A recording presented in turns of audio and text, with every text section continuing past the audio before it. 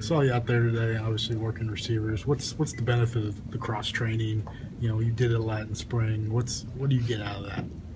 I just like to have an opportunity to go out there and help my team win in any way possible, whether that's on offense or special teams. So, you know, going out there and playing receiver, playing running back, kickoff return, you name it, you know, I try to embrace it because it, you know, it helps my team win. And I feel like if I can be on the field as much as possible, then, you know, I can do that. I mean, even just practicing with the receivers, you kind of seeing what they're doing, or you kind of working off them a little bit. What's the benefit of actually lining up behind them and running those routes? Yeah, I mean, yeah, obviously it's a learning curve for me because I haven't played much standard receiver, you know, other than, you know, things that you may have seen in the past, you know, where it's just coming in and getting a handoff from the receiver position. Mm-hmm. So learning the receiver position as a whole definitely will help my game improve and, you know, adversely help the team.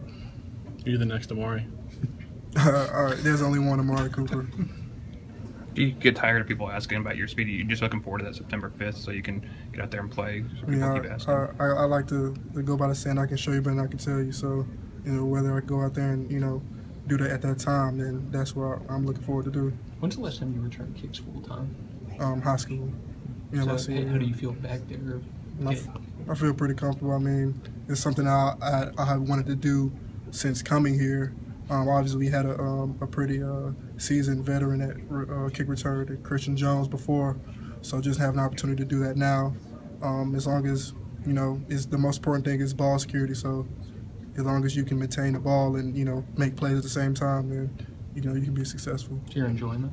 Yeah, of course. How those picture cards you're seeing some on the sidelines and at the practice on Sunday, the play calling cards, how do they factor in? How do you like that? I mean, I like it. It makes everything go a little smoother. You can kind of just look at the picture card. It gives you, you know, your formation or whatever. So it kind of just, it's pretty seamless. So it just helps you, you know, not look at more than one thing really at a time. So you can kind of just get the play call, and then the signaler plays. He gives the call in, and you can kind of just go without really stopping. And was it hard part last year dealing with some of the no huddle stuff and not having, you know? I mean, it's always a little different, but I mean that's what practice for, and we have all camp, and you know, we specifically game plan in different things, so they're not going to throw everything at us. So it's not as hard as it may seem, but it's obviously a learning curve. Is there a particular card that you like? I mean, you find it humorous, or we saw the dolphin helmet. Other ones? Are there any images that you find? Okay. Not specifically. I know the competition's ongoing, but how would you describe each quarterback style? Are they similar? Are they different, completely different? Yeah, I mean, they're all pretty similar. That's what makes the competition, I guess, hard in a sense, because they all have the same type of ability, but they also, you know, they command your respect, and they have that respect on the field when they step out there. That's why, you know, it's kind of hard. You know, like I said, in media day, I'm glad I don't have to make that decision because it's definitely a good competition. So we'll see who, you know, comes out in the end. Even Blake, a freshman, can command respect when he steps out there. Yeah, exactly. I mean, that's the job of the quarterback to do that. So it's almost, you know, that's the point of the quarterback. So he definitely has a lot of a leadership role, even with being a young, you know, quarterback.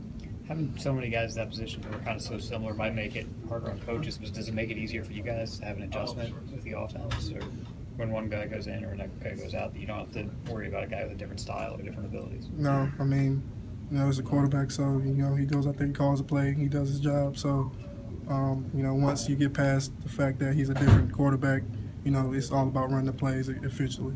You talked about ball security a little bit. How have you improved in that area so far? Just don't put the ball on the ground. I mean, but it's a technique, obviously, having high and tight, and obviously putting a little more strength on myself and putting more stress on, you know, making sure I have the right technique. So, you know, once you get past the fact that, you know, sometimes you will fumble, you just don't have to do it. Don't do it often. Then, you know, you get past the jitters of fumbling the ball.